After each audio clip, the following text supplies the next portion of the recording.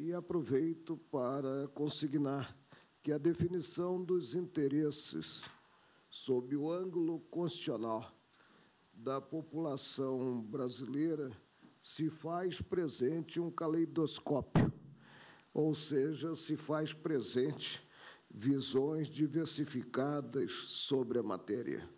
Ouviremos agora, Sua Excelência, o senhor Ministro de Estado da Saúde, doutor Alexandre Padilha.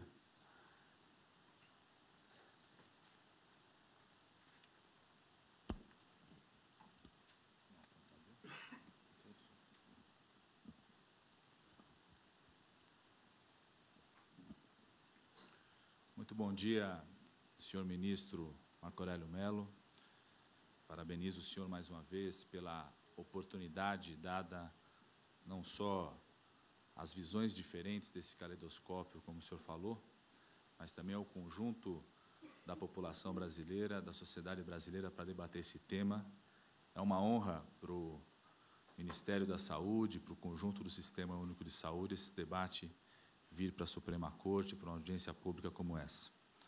Quero saudar meu colega de governo, o advogado-geral da União, doutor Luiz Inácio Adams, saudar o subprocurador-geral da República, doutor Odim Brandão Ferreira, saudar o meu colega médico, presidente do Conselho Federal de Medicina, Roberto Dávila, saudar meu colega médico, presidente da Associação Médica Brasileira, doutor Florentino, em nome do Dr. Mozart Salles e Dr. Paulo Speller, saudar os membros do Ministério da Saúde e do Ministério da Educação aqui presentes.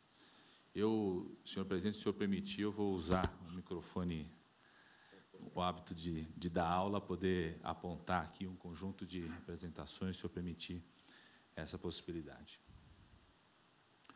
O Brasil assumiu pela sua Constituição um desafio que nenhum país da nossa dimensão resolveu assumir, que é buscar levar saúde pública, universal e gratuita para um país de 200 milhões de habitantes.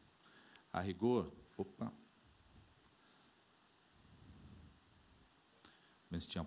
a rigor, nenhum país do mundo com mais de 100 milhões de habitantes resolveu assumir esse desafio. Um desafio muito complexo em relação ao nosso país. E é um desafio que só será construído com visões diferentes, com o caleidoscópio que o senhor falou. Mas um desafio tão complexo como esse, é muito importante que todas as instituições que participem desse debate, participem do debate recolhendo e acolhendo as visões diferentes, mas sem querer destruir o seu interlocutor, sem querer criar adjetivos que possam, através de uma suposta desqualificação do interlocutor, tentar desqualificar a proposta ou visão diferente. Nosso país é muito diverso. Ao longo desses 25 anos, construímos, com a força dos médicos brasileiros, dos enfermeiros brasileiros, técnicos de enfermagem, psicólogos, nutricionistas, todos os profissionais de saúde, números do Sistema Único de Saúde que impressionam a todos. Muito nós temos que caminhar ainda, muito nós temos que avançar. Mas o SUS, ao longo desses 25 anos, se constituiu num patrimônio do povo brasileiro e que, ao longo desses 25 anos, foi construído com visões diferentes, com opiniões diferentes, mas é fundamental o respeito entre as partes diferentes. Qualquer postura que busque desqualificar o interlocutor, ao invés de ouvir a sua opinião e, a partir daí, construir consensos políticos no nosso país, não será algo que vai contribuir para o Sistema Único de Saúde. Ao longo desses 25 anos, só alcançamos alguns objetivos por conta do SUS. A ONU, estabeleceu objetivos do milênio para 2015. O Brasil é um dos poucos países do mundo que alcançou esses objetivos do milênio de forma antecipada em função desses 25 anos do SUS. Um dos exemplos é a mortalidade infantil, que o relatório da Unicef esse ano aponta o Brasil como o que mais reduziu a mortalidade infantil na América Latina, entre os BRICS e entre os países com renda média elevada. Um outro exemplo em relação à redução da malária, da AIDS, da tuberculose, do conjunto de objetivos do milênio que foram alcançados antecipadamente, antes de 2015, por conta do Sistema Único de Saúde. Um outro exemplo, em relação à tuberculose, também objetivo do milênio, onde o relatório de 2013 aponta o Brasil como um caso de sucesso importante de ter atingido as metas antes de 2015. Mas a nova realidade da população brasileira nos traz novos desafios para o Sistema Único de Saúde. E eu não tenho dúvida nenhuma que o programa Mais Médicos, ele ajuda o Brasil a estar mais próximo de responder a esses novos desafios e ajuda o Brasil a estar mais próximo daquilo que está estabelecido no direito constitucional da saúde ser um direito de todos e o dever do Estado. O envelhecimento da nossa população vai exigir não só a reorganização do Sistema Único de Saúde, mas, sobretudo, a reorganização da formação do profissional em saúde do nosso país. Um profissional que esteja mais preparado para lidar com as doenças crônicas, que tem muito a ver com o modo de vida, o modo de moradia, o local de trabalho, os hábitos diários. Daí a importância do fortalecimento da atenção básica em saúde. É aquela que permite que uma equipe multiprofissional, onde o médico lidera essa equipe multiprofissional, tenha uma abordagem integral daquele paciente. Porque o hábito de vida, aonde mora, onde trabalha, vai ser decisivo para essas doenças crônicas, que é a hipertensão, diabetes, o câncer, que serão cada vez mais comuns nesse país que envelhece cada vez mais. Por isso que o Mais Médicos é um passo muito importante para fortalecermos no nosso Sistema Único de Saúde a ideia da atenção básica. Também vamos precisar de formar especialistas, e por isso que o programa Mais Médicos também lhe abre, como forma estruturante, a oportunidade de que todo médico que se forme nesse país possa ter a oportunidade de fazer uma residência médica, uma formação de especialista. Estou falando aqui, só mostrando aqui rapidamente a nossa necessidade de expandirmos, por exemplo, a oferta de radioterapia para o tratamento do câncer no nosso país. O crescimento da curva mostra o quanto nós estamos intensificando essa ampliação da oferta. Mas ter o profissional, que é o radioterapeuta, ter o médico oncologista, ter o médico que saiba indicar com formação em especialista será fundamental para além dos equipamentos. A mesma coisa em relação à necessidade de ampliarmos a oferta de cuidados de UTI, cuidados intensivos à nossa população. Senhor presidente, eu sempre tenho dito, isso foi o eixo do nosso Plano Nacional de Saúde, como disse o doutor Adams, nós temos 4 grandes desafios estratégicos do SUS nesse momento. Quem falar que o programa Mais Médicos vai resolver todos os problemas de saúde do nosso país, está faltando com a verdade. E o governo federal e o Ministério da Saúde sempre apontou para isso. Mas ele é um passo muito importante, em primeiro lugar, para fortalecermos a atenção básica e, sobretudo, para resgatar a essência do SUS. Porque o Mais Médicos, ele coloca, em primeiro lugar, o interesse da saúde da população, sobretudo aquela que mais precisa, que vive nas áreas mais carentes, muitas vezes áreas de alta vulnerabilidade, muitas vezes áreas onde é muito difícil fixar um profissional médico, coloca em primeiro lugar esse interesse do que qualquer outro interesse que possa existir no campo da saúde, sejam interesses comerciais, sejam interesses mercadológicos, sejam interesses de uma ou de outra categoria. São 4 grandes desafios. A força de trabalho, o outro desafio fundamental, que é produzir aqui no Brasil os medicamentos, vacinas, insumos que nós precisamos. O terceiro grande desafio, melhorar, aprimorar cada vez mais a gestão, transparência e combate ao desperdício. E um quarto grande desafio, garantir um financiamento estável. Para todos eles, o Ministério da Saúde e o Plano Nacional de Saúde, que foi definido pelo Conselho Nacional de Saúde, que tem participação do conjunto da sociedade, apontou políticas, estratégias que vêm sendo cumpridas num grande esforço pelo Ministério da Saúde. Vou passar aqui rapidamente cada uma delas. Em relação à inovação tecnológica, para oferecer saúde pública gratuita para o conjunto da população, é muito importante produzir medicamentos, vacinas e equipamentos aqui no Brasil. Medidas legais, alterações das leis pelo Congresso Nacional e medidas e políticas do governo federal possibilitaram, por exemplo, o Brasil passar a produzir 96% das vacinas que aplica hoje, fez com que o Brasil voltasse a produzir insulina, fez com que o Brasil pudesse ter uma política para produzir e garantir a aquisição de equipamentos com conteúdo nacional. Terceiro grande desafio, gestão, transparência e combate ao desperdício. É aqui um conjunto de medidas do Ministério da Saúde, algumas delas, inclusive, com forte parceria com o Poder Judiciário, Conselho Nacional de Justiça, com forte parceria com o Conselho Nacional do Ministério Público, no sentido de aplicarmos melhor os recursos. Um quarto desafio, o tema do financiamento. Mas a própria Organização Mundial de Saúde, na reunião realizada esse ano, aqui no Brasil, dia 11 de novembro de 2013, apontou, no seu relatório final, que a força de trabalho em saúde é fundamental para garantir saúde, sobretudo saúde pública universal para uma população. A o texto, o título do relatório dessa reunião é Uma Verdade Universal. Não há saúde sem força de trabalho. E aponta o Brasil, a situação do Brasil abaixo dos índices da Organização Mundial de Saúde sobre a necessidade de profissionais de saúde. Coloca o Brasil nas Américas em 19º lugar, comparado com os outros países, em relação ao número de ofertas de saúde. E aponta algumas estratégias importantes dessa reunião da Organização Mundial de Saúde, que se realizou por grande oportunidade aqui no Brasil. Primeiro, intensificar a cooperação internacional. Nós não podemos ter uma postura arrogante de achar que médicos formados em outros países temos que desconfiar se são médicos ou não. Como podemos falar, dizem que são médicos? São médicos formados, experientes, têm comprovado a sua universidade onde se formou, a faculdade onde se formou. Recomenda fortemente mudanças na formação médica, priorizando a atenção básica. É exatamente isso que a Lei do Mais Médicos fez. O Congresso Nacional, na sua Lei do Mais Médicos, estabeleceu que uma parte da formação médica tem que ser feita na atenção básica. A Lei dos Mais Médicos estabeleceu que uma parte da residência médica, da formação do especialista, será feito na atenção básica com supervisão. E que o provimento de profissionais, através de médicos brasileiros ou formados em outros países, priorizem a atenção básica. Estabelece também um conjunto de propostas, como seguir regras do Código Mundial de Recrutamento de Profissionais, que o Programa Mais Médicos segue de forma integral. E pela fala da diretora-geral da OPAS, que mais de 40% da força de trabalho em saúde de um país esteja na atenção básica. Hoje nós temos cerca de 34 mil médicos brasileiros na atenção básica de saúde. Isso é menos do que 10% dos médicos que nós temos formados e inscritos no nosso país. O Brasil precisa de médicos. A comparação com outros países revela e reforça isso. No começo do debate, muitos falavam, o Brasil não precisa de mais médicos.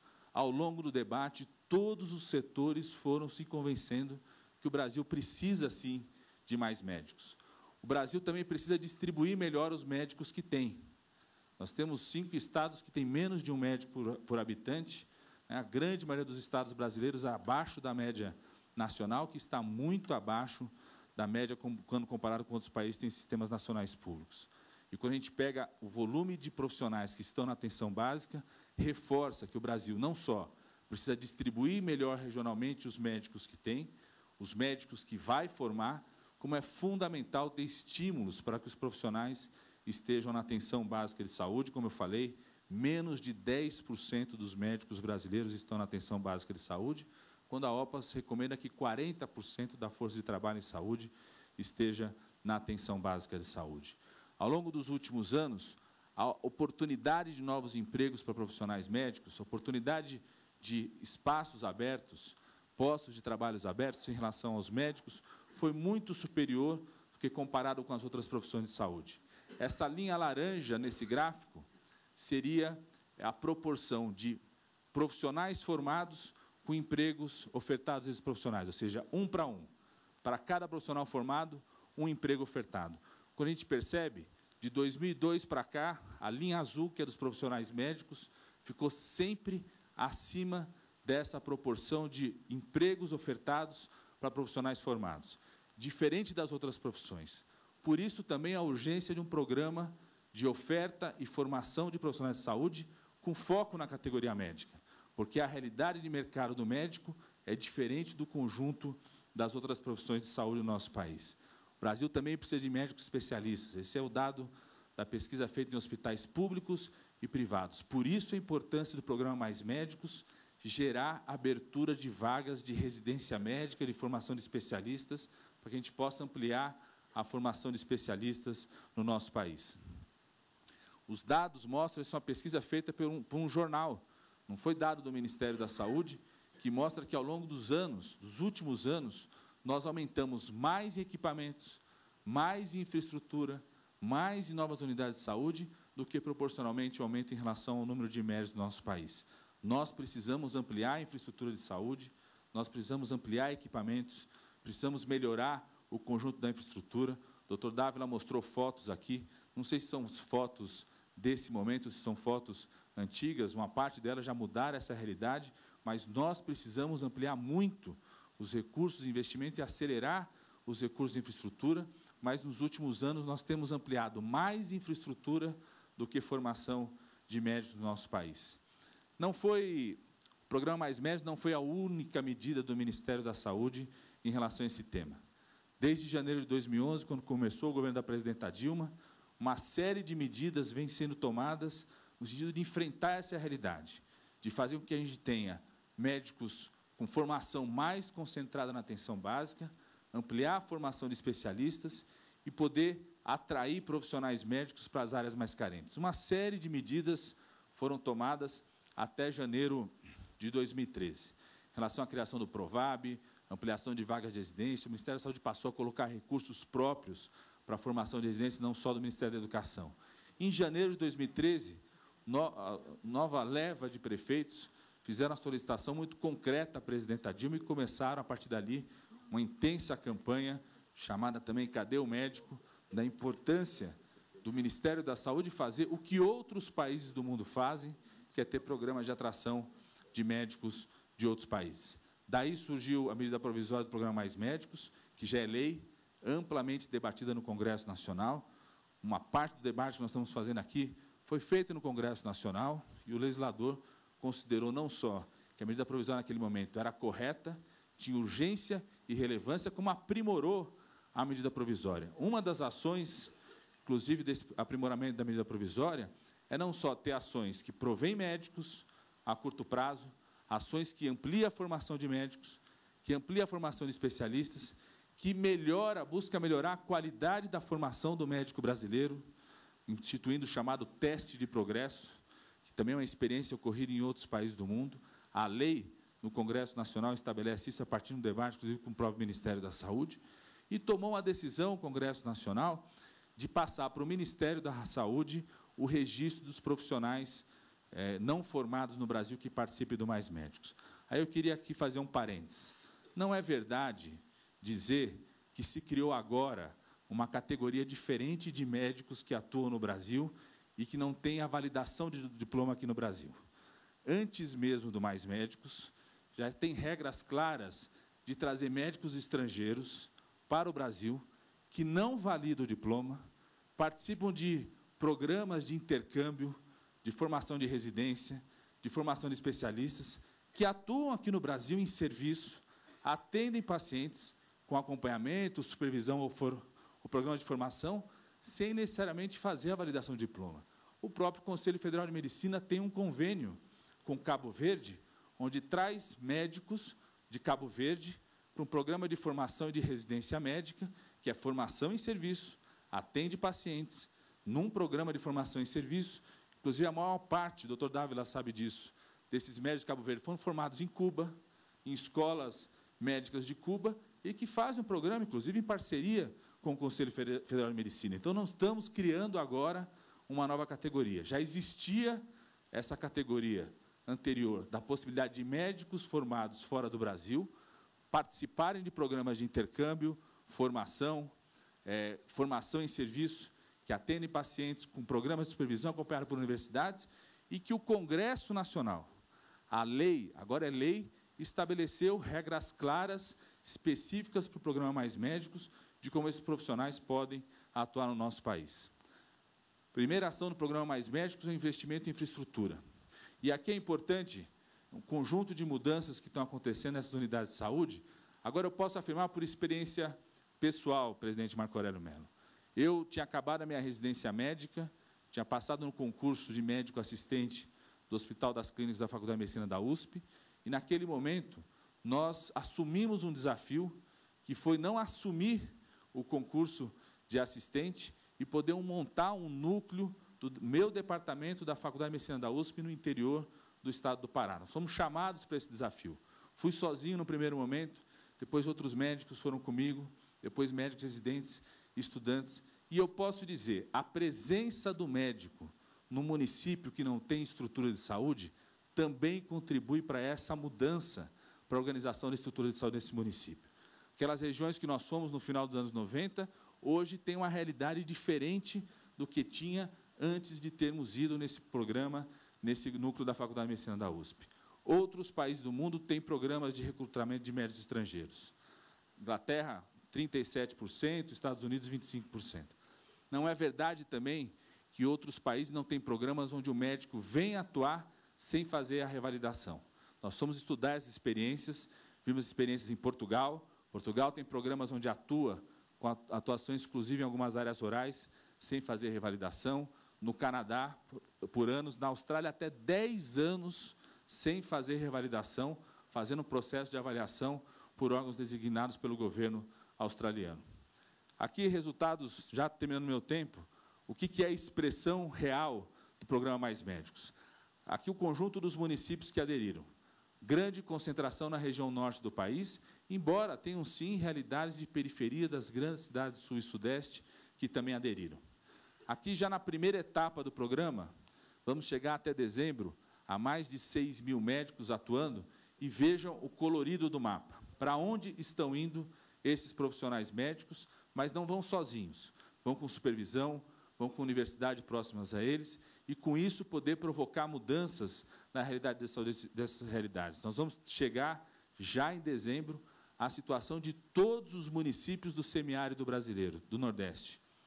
Todos os municípios da Amazônia brasileira, todos os municípios de regiões empobrecidas, como Vale do Jequitinhonha e Vale do Ribeira, que participaram, que aderiram ao programa, receberem pelo menos um médico com supervisão, com universidade e com os investimentos na estrutura. Esse é o impacto, já em dezembro, do aumento das equipes de atenção básica. Sairemos de 34 mil equipes para mais de 41 mil equipes de atenção básica nas áreas mais carentes do país.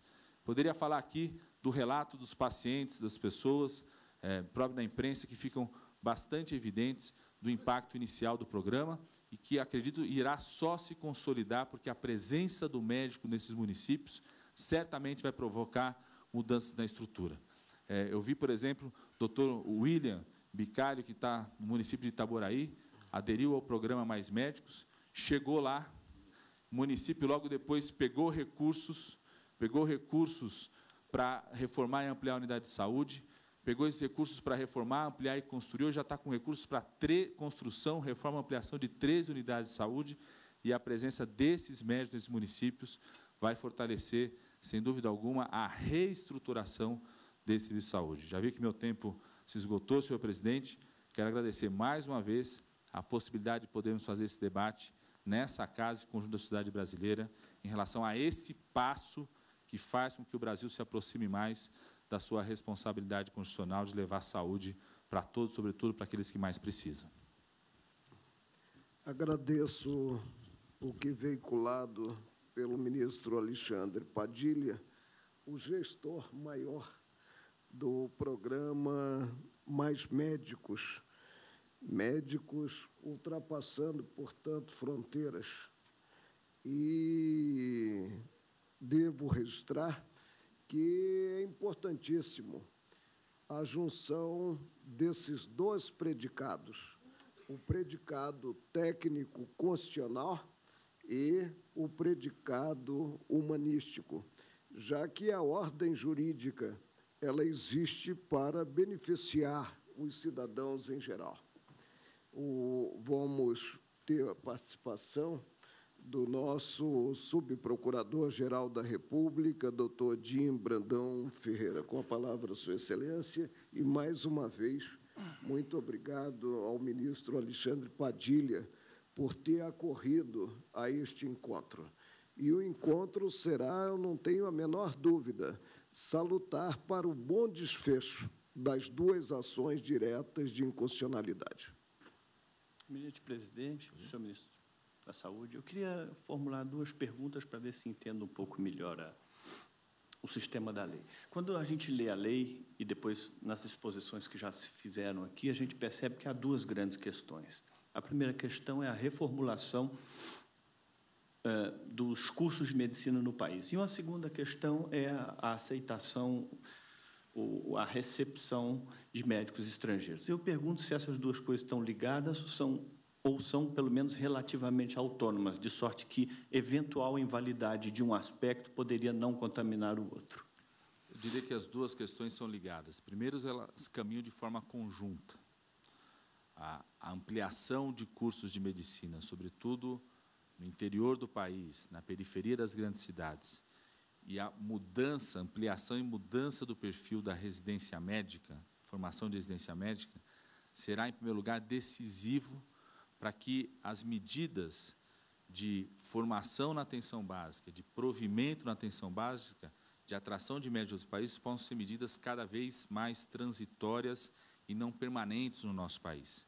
Podermos ampliar a formação de médicos no nosso país, aproximarmos mais dos padrões de outros países em relação ao número de médicos por 1.000 habitantes e mudar a formação dos médicos no nosso país, são mudanças muito estruturantes na escola médica e na formação de residência médica, irá prover o conjunto da população brasileira, não só em número, mas em qualidade de médicos que conheçam mais a realidade da saúde do nosso povo.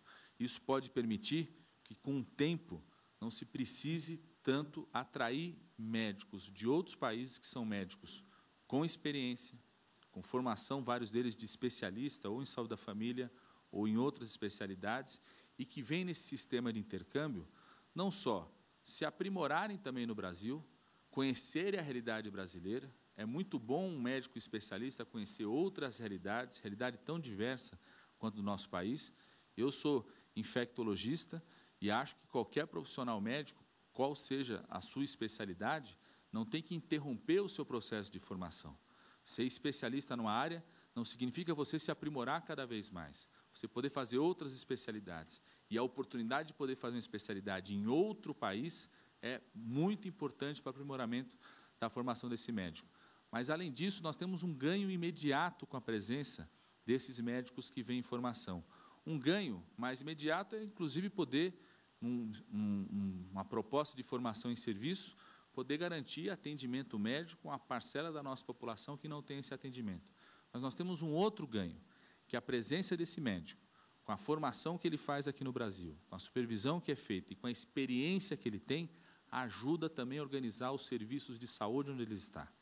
Isso nós temos colhido das experiências muito concretas de secretários municipais, secretários estaduais, ou mesmo de relatórios que são repassados para todos nós através do processo de supervisão.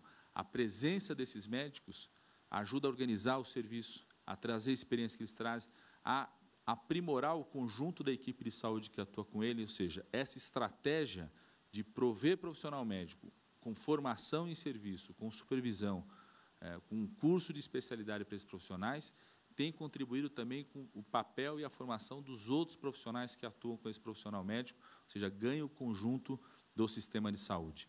E a combinação de mudanças na formação, da direção em ampliarmos os cursos de medicina para as áreas mais carentes do país, com a vinda de profissionais que têm experiência na atenção básica, que atuaram, inclusive, em missões, situações de extrema vulnerabilidade, criam, não só para o nosso sistema de saúde, mas também para o nosso sistema de formação de profissionais de saúde, um conteúdo fundamental e uma prática, o que a gente chama de campo de prática em serviço fundamental, para formarmos médicos que conheçam mais a realidade de saúde da nossa população. Nós só vamos formar médicos que conheçam a realidade da nossa população se eles puderem, ao longo do curso de medicina, exercitarem no que nós chamamos de campo de prática, na unidade básica de saúde, nas áreas mais carentes.